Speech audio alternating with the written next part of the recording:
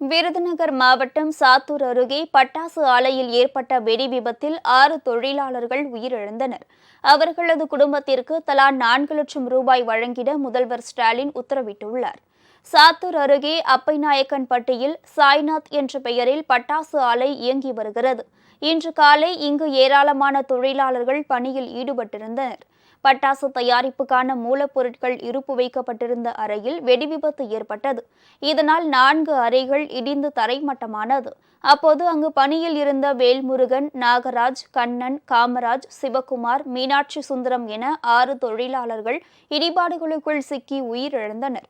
காயமடைந்த முகமது சுதீன் என்பவர் மதுரை அரசு மருத்துவமனையில் சிகிச்சைக்காக சேர்க்கப்பட்டுள்ளார். பட்டாசு ஆலை உரிமையாளர்கள் பாலாஜி, சசிபாலன், மேலாளர் தாஸ், பிரகாஷ் உள்ளிட்ட 4 பேர் மீது போலீசார் வழக்குப்பதிவு செய்து விசாரணை நடத்தி வருகின்றனர்.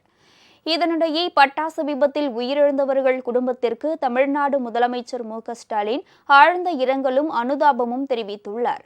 அவர் வெளியிட்டிருக்கும் அறிக்கையில், பட்டாசு விபத்தில் 6 நபர்கள் உயிரிழந்த செய்தி கேட்டு தாம் மிகுந்த அதிர்ச்சியும் வேதனையும் அடைந்ததாக குறிப்பிட்டுள்ளார். விபத்தில் உயிரிழந்தவர்கள் குடும்பத்திற்கு தலா 4 லட்சம் ரூபாய் நிவாரணம் வழங்கிட உத்தரவிட்டுள்ள முதல்வர், காயமடைந்து சிகிச்சை பெறும் முகமது சுதீனுக்கு சிறப்பு சிகிச்சை அளிக்கவும் ஆணையிட்டுள்ளார். மேலும் அவருக்கு அரசின் சார்பில் 1 லட்சம் ரூபாய் நிவாரணம் வழங்கிடவும் முதல்வர் உத்தரவிட்டுள்ளார்.